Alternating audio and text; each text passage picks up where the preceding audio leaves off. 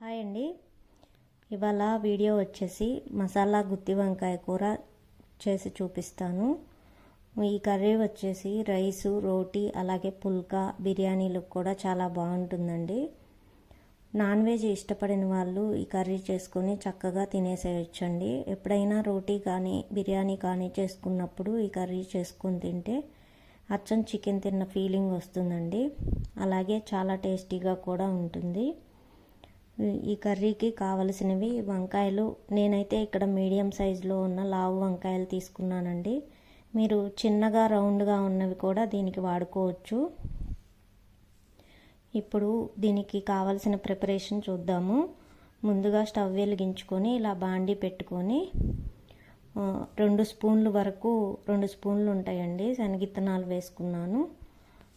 అలాగే దాంట్లో 2 చెక్క ముక్కలు వేసుకున్నాను, దాల్చిన చెక్క ముక్క, అలాగే 2 యాలకులు వేసుకున్నాను, 4 లవంగింజలు వేసుకున్నాను. తర్వాత ఇవి కొంచెం వేగిన తర్వాత 2 టీ స్పూన్ల ధనియాలు వేసుకున్నాను. ఇవన్నీ బాగా ఫ్రై అయిన తర్వాత అప్పుడు ఫైనల్గా 1 స్పూను నువ్వులు వేసుకున్నాను, తెల్ల నువ్వులు, అలాగే 1 స్పూను గసగసాలు వేసుకున్నానండి.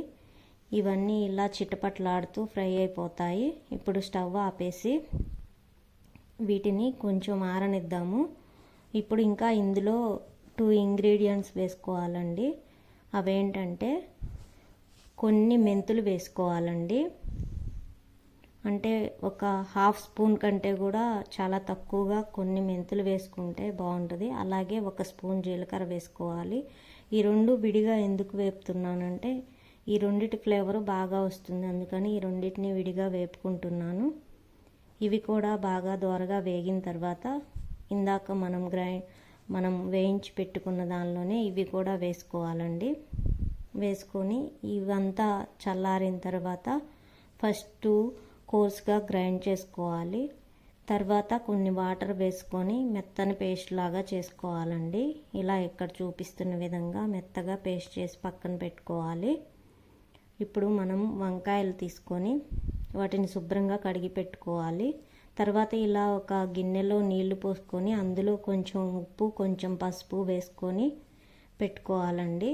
తర్వాత ఈ వంకాయల్ని కొంచెం పెద్దగా లావుగా ఉన్నట్లయితే వాటిని 6 చీలికలు చేసుకోవాలి. చూసుకోవాలండి ఇలాగా, ఎందుకంటే పుచ్చులు ఉంటాయి కదా వంకాయల్లో ఎక్కువగా, అందుకనే చూసి వేసుకోవాలి. నేను ఇక్కడ కొంచెం మీడియం సైజులో ఉన్న లావు వంకాయలు తీసుకున్నానండి. మీరు గుండ్రంగా ఉన్నవైనా వాడుకోవచ్చు ఇందులో.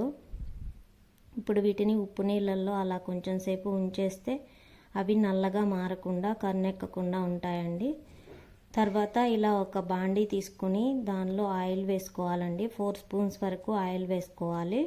తర్వాత ఈ మనం ఉప్పు నీళ్ళల్లో వేసి పెట్టుకున్న ఈ వంకాయలను తీసేసి ఈ ఆయిల్లో వేసుకోవాలండి.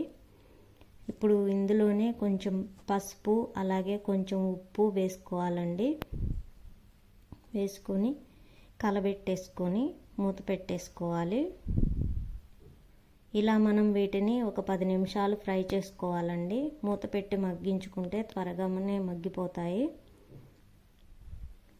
చూసారు కదా, ఇలా మూత పెట్టి మగ్గించుకోవాలి.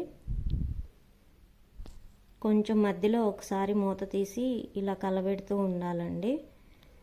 మళ్ళీ మూత పెట్టేసుకొని ఇప్పుడు చూద్దాము ఇవి మగ్గిపోయాయో లేదో. చూసారు కదా, ఇలా వేయించుకుంటే సరిపోతుంది. ఇంకా వీటిని మనం ఒక ప్లేట్లోకి తీసేసుకుందాము. ఇవి వేగిపోయాయండి. వీటిని ఇలా అన్నీ ఒక ప్లేట్లోకి తీసేసుకోవాలి.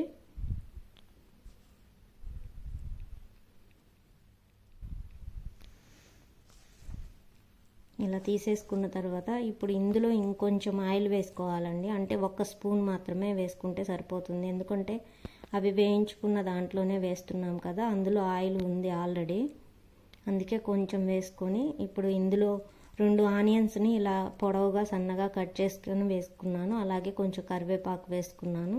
ఇవి కొంచెం వేగిన తర్వాత ఇందులో 1 స్పూన్ అల్లం వెల్లుల్లి పేస్ట్ కూడా వేసుకొని ఇలా వేయించుకుంటున్నాను.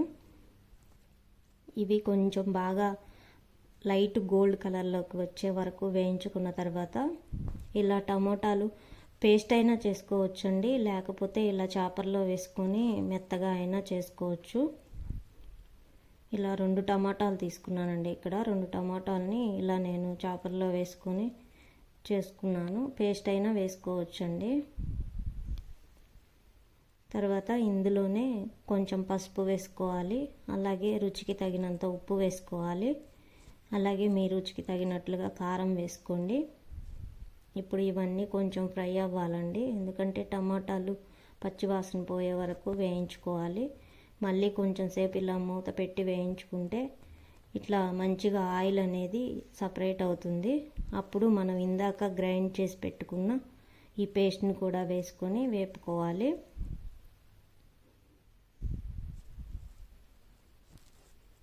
ఇలా మెత్తగా చేసి పెట్టుకున్న ఈ పేస్ట్ని కూడా వేసుకొని ఇలా వేయించుకోవాలి. కొంచెం సేపు మూత పెట్టి అలా వేయించుకుంటే ఆయిల్ అనేది పైన తేలుతూ ఉంటుందండి.